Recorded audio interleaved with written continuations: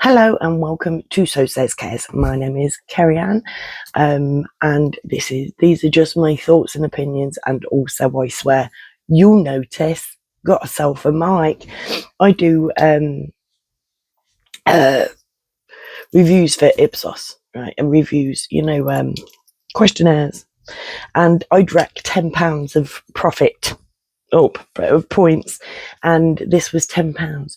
So I thought, do you know what, anything at the minute, because obviously I'm shadow banned, but also my quality is a bit shit, so I thought, invest zero and see if it makes anything a little bit better. So we'll see.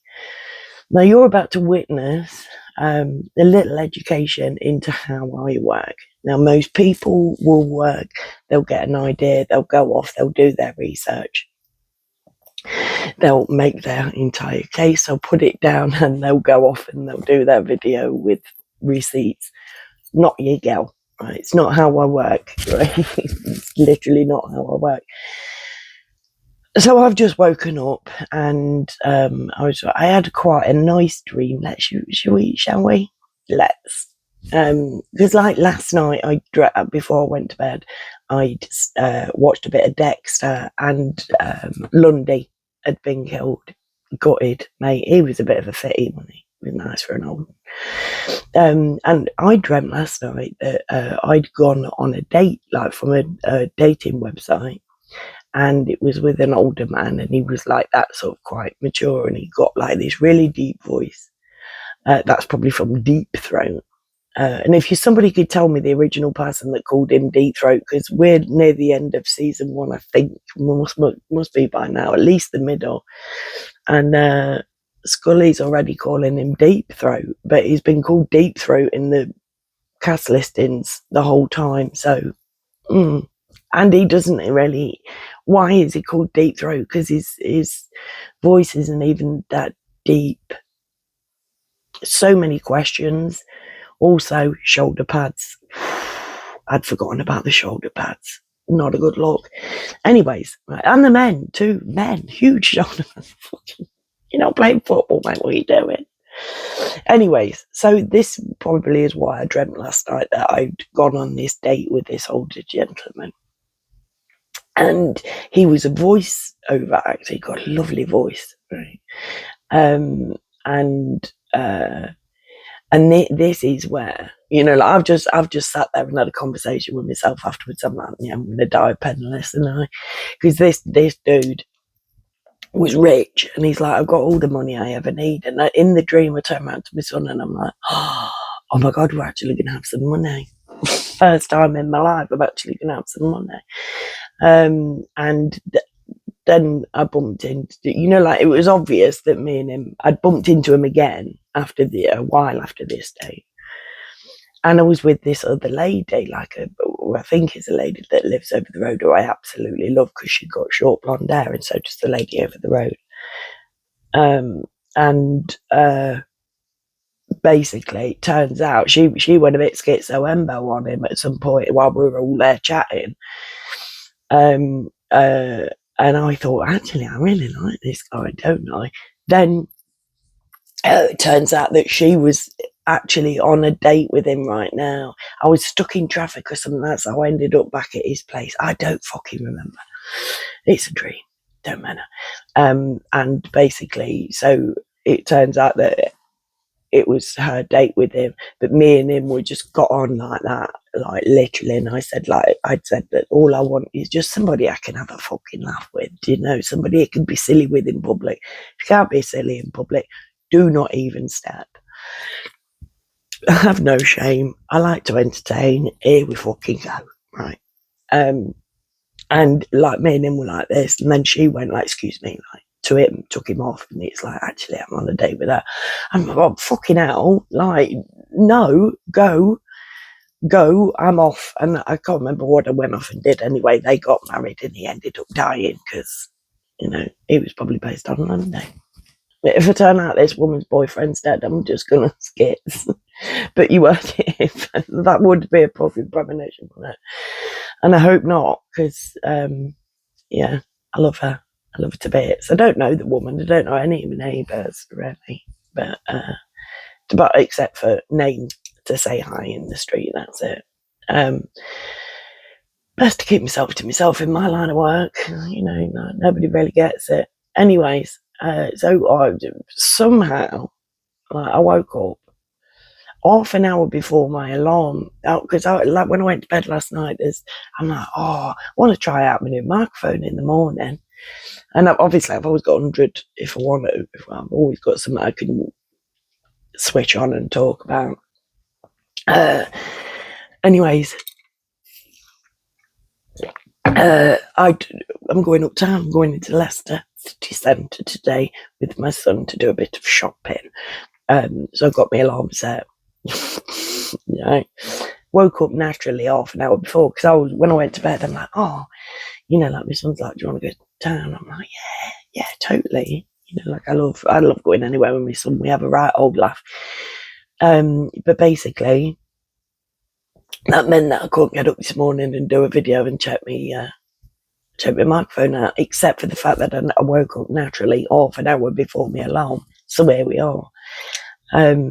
And basically, we went on from this dude, and I was so happy for them that I'd read that, I don't know whether, I think it was him that died, and I was like, they had a good couple of years, bless them. For some reason, weren't many thoughts till we got onto Charles Bronson, right? The prisoner, not the actor dude. Was it the actor, or did he play the part? I don't know. Is that because one of the episodes of Dexter last night was called Dirty Harry? Anyways, I do have a point to it, right? And I know that they're like logically minded people will be going, what the fuck? Like, I understand why people can't follow my videos, but the one day when I explained my whole backstory properly, when I put myself on this experiment, part of the thing that I did was I stopped using my brain the way that I was told I was meant to use my brain. I just sort of let it go free and let my brain have free reign. So, so I do, I'll just sort of float along like a balloon and go, ooh, and touch something, pick it up and go along, and, and then all the stuff that's landed on the bottom of the, I'm big with analogies as well. All the stuff that's landed with the bottom of the balloon will sort of meld together and make some sense in my head. Anyways, so yesterday I watched a little reel or something on Facebook from one of the audits guys, and he'd bumped into Charles Bronson's son, who was wearing the exact same glasses and whatever. But if you can milk them, milk it. And I say, why the fuck not? And these people were holding a protest, and the chap who was filming spoke to Charles Bronson on the phone, and apparently he's after re-release. So I did have a little look on my phone to see his real name's Michael something, and I know this. I've seen, he's been in there forever. He's been in prison forever. He's one of Britain's most violent criminals. All I remember is him greasing himself up with butter and starting to scrap with, I want to say the prison guards, but you don't know. But started to scrap with somebody and greased himself with butter so that nobody could grab hold of him or whatever. A bit of a psycho job, right? But notorious.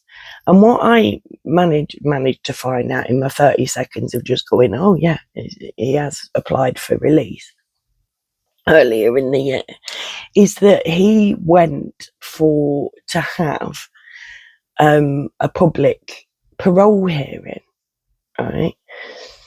And this is where we come down to it. Well, no, the original reason that I decided to bust out the new microphone and start a video is because Charles Bronson's been in there for 51 years, right? And he wants out. He's getting to, he's in his 70s. He wants, a better life before he dies. Some may think he don't deserve it because I don't know. I don't even know if he's killed people. I didn't look that far. I just quick, gotta do the video, went out. But he's been in there for 51 years and he is trying to get out. He was put in there originally for 4 years, a minimum of 4 years or something. But he's been a naughty boy, right? Naughty boy. So, they've kept him in and whatever. And if I went and looked at his rap sheet, we would be here all day. And it's not what I do. I'm the thoughts and opinions person. Do you know what I mean? I pick up on what I pick up on. This is something that always gets my goat. So, Mr. Bronson, whatever your original name is, he's a dead name now. So, Mr. Bronson, thank you for the segue, right? But people are thinking that 51 years is too much for this man who's a reformed prisoner, right? And do you know who else is, not a reformed prisoner, or he didn't even know what he'd done when he did it? Mark David Chapman. And I love to point out Mark David Chapman. Mark David Chapman pulled the trigger on one man. He went and stood, and that one man was John Lennon, just in case you didn't recognise the name. And he went and stood, and he waited for the police to turn up to arrest him. That's how violent this man was. That's how much of a danger to society that man was and is, right? He performed a hit, right? It was a straight up hit against somebody with whom, for whatever reason, he had personal issue, right? Now, I personally think that it came from above, personally, right? Because who the fuck just performs a hit and waits? Unless it's like, right, I've been programmed to do this thing. I've done my job now. I've been told I'm going to prison. That's it. That's the next part of my programming, is to go to prison. I've shot this man. I'm going to go to prison. So I'll just wait to go to prison now, I guess. You know what I mean?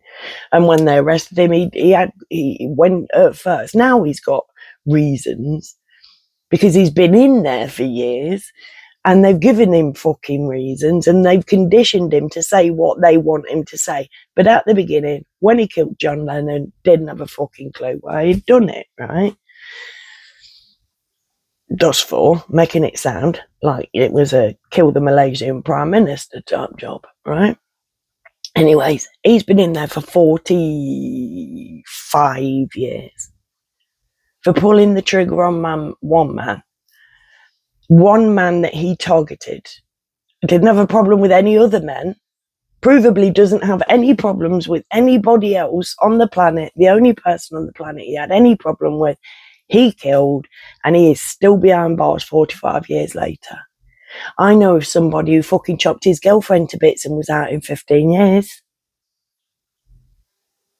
Shoot one man. Now, does that not put it to you that they don't want him out? Because once he gets out, everybody's going to want a piece. And what if he slips up in an interview? And we can't be having that. We can't be letting him know that he was basically conditioned to go kill John Lennon.